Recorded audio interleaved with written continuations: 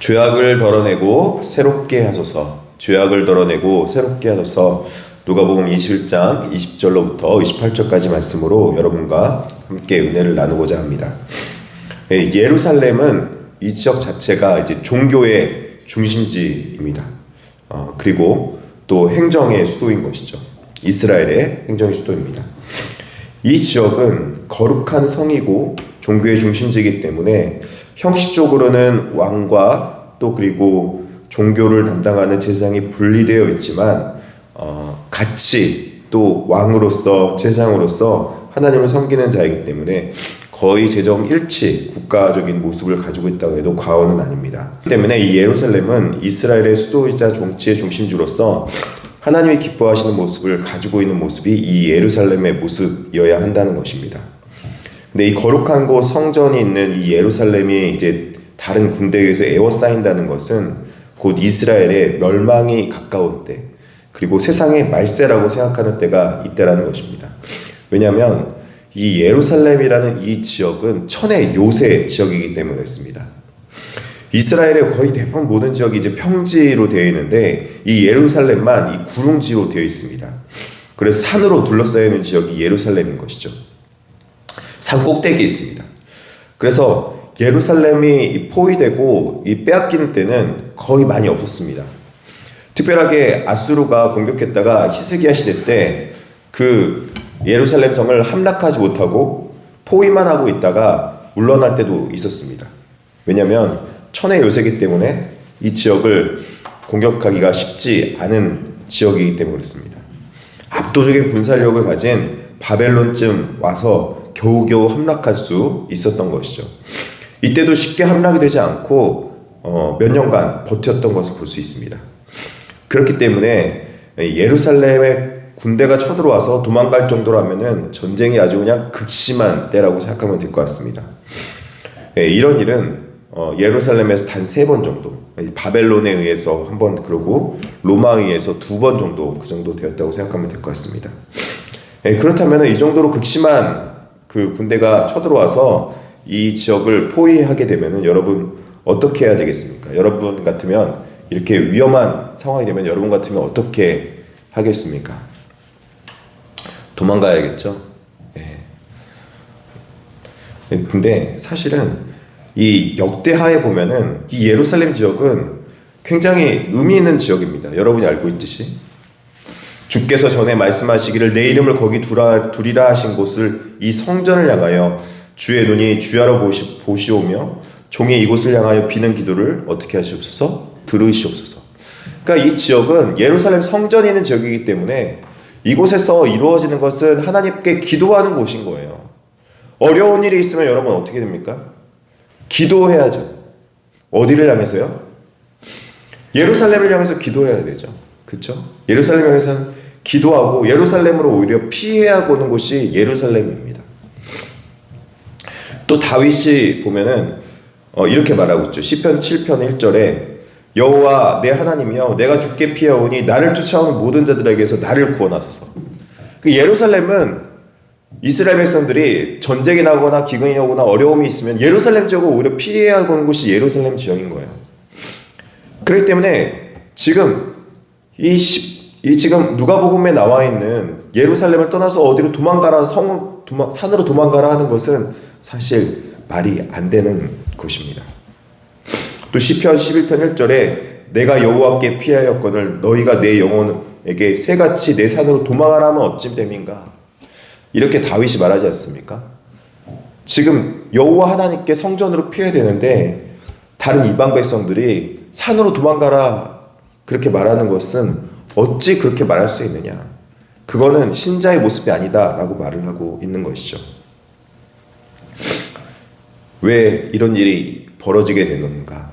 왜 이렇게 행해야 되는가? 보면은 가장 중요한 성전의 기능, 앞에서부터 이 본문의 내용이 언제 성전이 파괴되게 될 수 있습니까? 라고 물어볼 때 그 성전이 파괴되는 이유는 바로 외세의 침략에 의해서 무너지는 것처럼 보이지만 성전이 파괴되는 근본적인 원인은 성전이 그 기능을 잃어버렸기 때문에 지금 성전 안으로 피하지 못하고 오히려 산으로 도망가야 되는 상황이 벌어졌기 때문이라는 것입니다.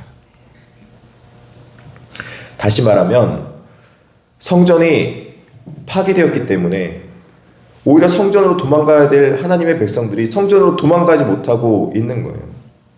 하나님께로 피해야 되는 것입니다. 하나님께로 나아가야 되는 것입니다. 위기가 있으면, 어려움이 있으면 기도하러 나와야 되는데 기도하지 않고 다른 곳으로 피한다는 것입니다. 이방인과 똑같이 행동한다는 거예요.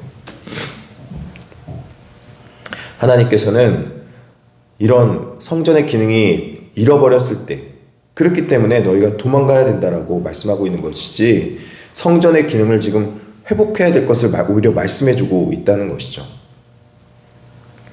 이 성전에는 바리새인과 사두개인들, 또 서기관들이 앞에서부터 지금 계속적으로 누누이 하고 있는 말은 잘못된 종교의 모습을 가지고 있기 때문에, 또 서기관들이 지금 하나님이 존경받아야 할 존경을 오히려 서기관들이 막 이렇게 큰 옷을 입고 멋진 화려한 옷을 입고 서기관들이 지금 성전에서 하나님 역할을 대신하고 있다는 거예요.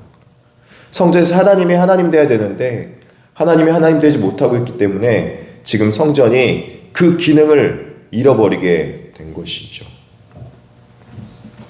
그렇기 때문에 지금 이 공경에 처했는데, 공경에 처해서 문제가 아니라 지금 가장 중요한 것은 성전의 기능을 회복할 수 있어야 된다. 성전의 성전 모습을 회복할 수 있어야 된다라고 말을 하고 있는 것입니다. 전요, 오늘 이 성경 본문 읽으면서 묵상하면서 정말 기도하게 되었습니다. 용인중학교회가 어떻게 해야 되는가? 용인중학교 성도님들이 정말 은혜스러운 신앙생활하며 이 땅에서 정말 평강의 은혜를 누리며 살아가기 위해서는 어떻게 해야 되는가? 우리가 밖에 나가서 열심히 돈 버는 거 중요합니다. 밖에 나가서 열심히 여러 가지 활동하는 거 중요합니다. 근데 가장 중요한 건요, 성전의 기능을 회복해야 돼요. 교회의 기능인 그 기능을 회복해야 된다는 것이죠. 올바른 말씀이 선포되고, 또 그리고 교회에서 하나님 앞에 나아가서 기도할 때마다 죄사함 받고 용서함 받고 어려움이 있을 때 예수님의 이름으로 기도하는 그 교회. 왠지 세상 가운데서 어려움 당하고 힘든 당하고 고난 당하면 교회 와서 기도하고 싶은 그 교회. 그 교회가 우리 용인중앙교회가 되어야 될 줄 믿습니다. 그러면 성전의 기능이 회복되는 거예요. 그 기능의 회복을 위해서 예수님께서 이 땅에 오신 거 아니겠습니까? 예수님께서 온전한 성전이 되어셔서 이 땅 가운데서 하나님이 기뻐하시는 그 올바른 성전의 모습을 완벽하게 회복시켜 주시겠다 말씀해 주고 있는 것이죠. 그러므로 사랑하는 성도 여러분, 우리가 이 땅 가운데서 무엇보다도 가장 먼저 해야 될 건요, 신자로서 하나님 앞에 온전한 믿음을 회복하는 것입니다. 온전한 믿음을 회복해서 우리가 새롭게 될 때 진정으로 우리가 이 땅에서 새로운 모습을 가져갈 수 있습니다. 교회가 새롭게 되는 것, 또 그리고 내가 새롭게 되는 것, 그 새롭게 된다는 것은 단순히 그냥 내가 새롭게 되었다라는 것이 아닌 것입니다.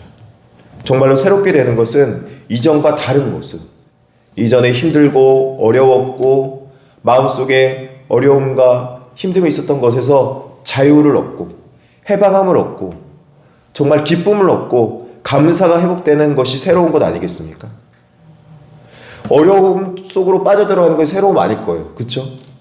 우리가 바라는 새로움은 정말로 하나님께서 원하시는 그 창조의 그 아름다움의 모습의 새로움을 다시 한번 회복하며, 또 그리고 하나님 은혜 가운데 살아가는 것이 새로움이겠지. 새롭게 되어서 공경 속으로 빠져들어가는 건 새로운 것도 아니잖아요. 에스겔서에 보면은 이렇게 말씀하고 있습니다.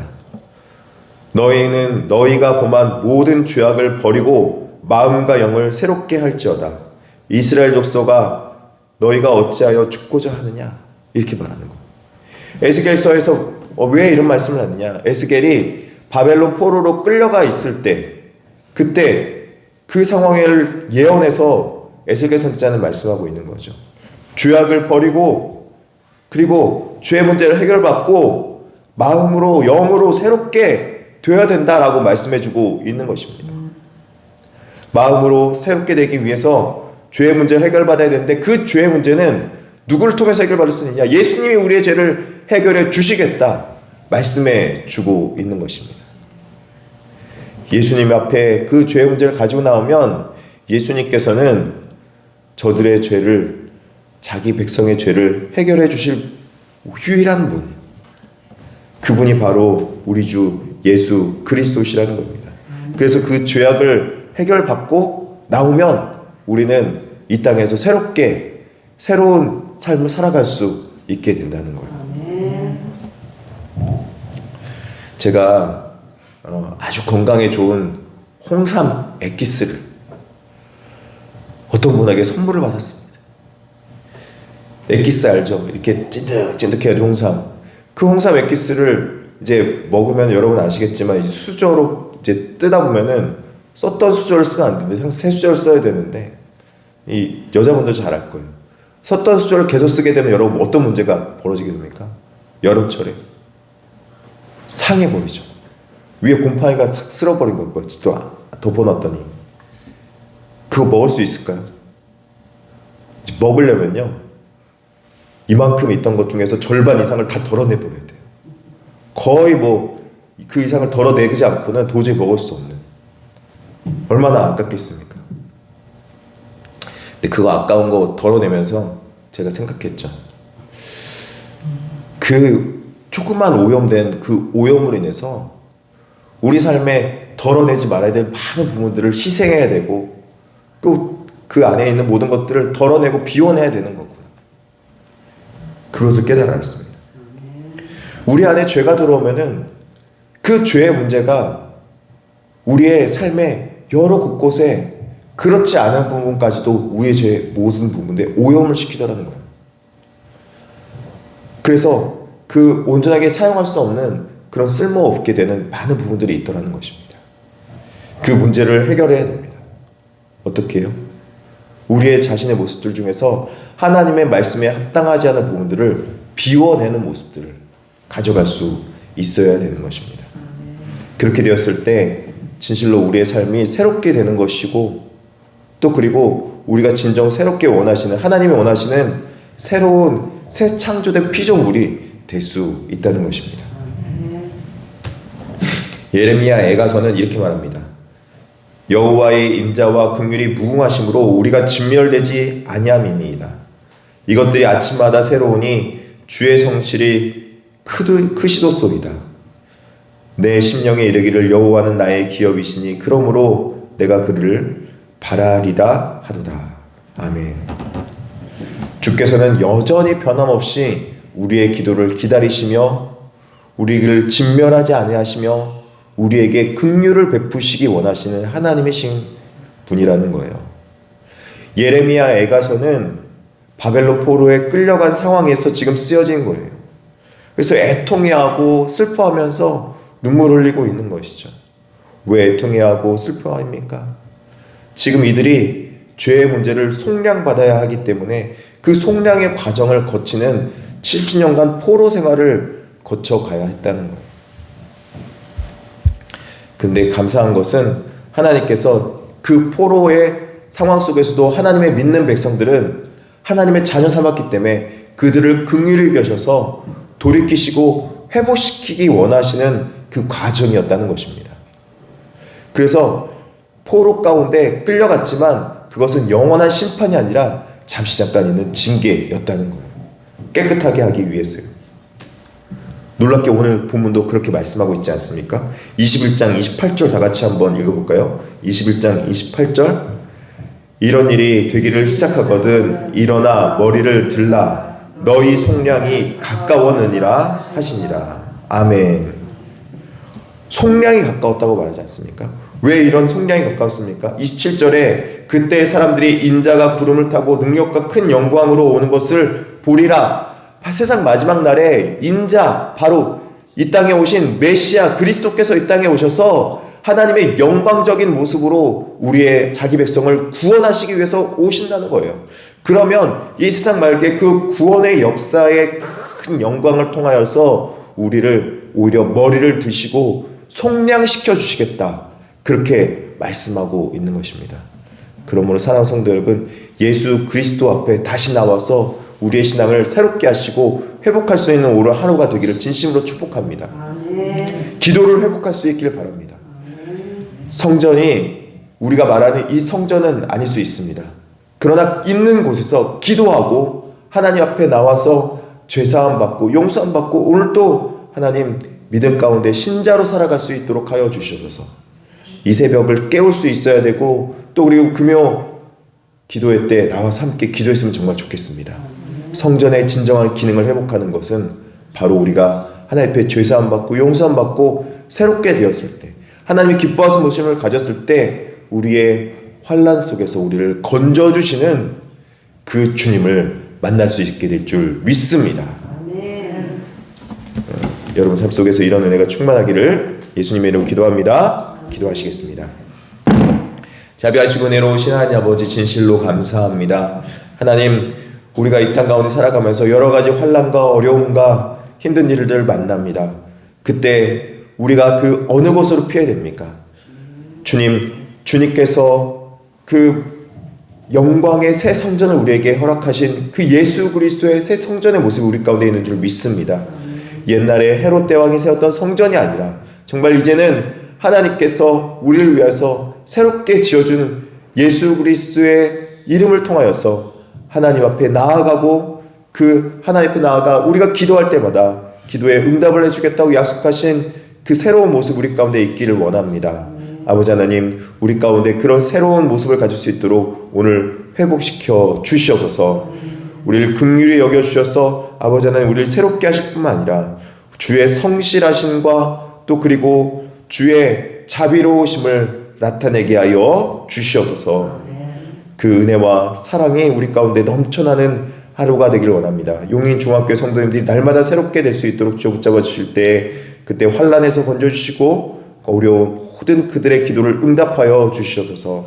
때로는 아파하고 있는 백성들이 있습니까? 주의 치유하심으로 치료도 하여 주시옵시고, 주님께서 물질적인 문제도 해결하여 주시옵시고, 자녀들의 문제도 주님께서 해결하여 주시옵소서. 감사하며 예수님의 이름으로 기도드립니다. 아멘. 하늘에 계신 우리 아버지여, 이름이 거룩히 여김을 받으시오며 나라의 마옵시며 뜻이 하늘에서 이룬 것 같이 땅에서도 이루어지이다. 오늘날 우리에게 일용할 양식을 주옵시고, 우리가 우리에게 죄 지은 자를 사하여 준 것 같이 우리의 죄를 사하여 주옵시고, 우리를 시험에 들게 하지 마옵시고 다만 악에서 구하옵소서. 대개 나라와 권세와 영광이 아버지께 영원히 쌓옵나이다. 아멘. 우리 함께 기도할 때 하나님, 우리를 이 어려움 가운데서 환난 가운데서 건져 주시고 우리를 새롭게 해달라고 우리 함께 주여 외치며 기도하며 나가겠습니다. 주여, 아버지 하나님, 주여, 우리에게 다시 한번 말씀해 주시면 감사합니다. 아버지 하나님, 이 환난과 어려움 속에서 우리를 건져 주셔서 우리를 새롭게 하여 주시옵소서. 그래서 하나님이 기뻐하신 모습 우리가 가져갈 수 있도록 주께서 인도하여 주시옵소서.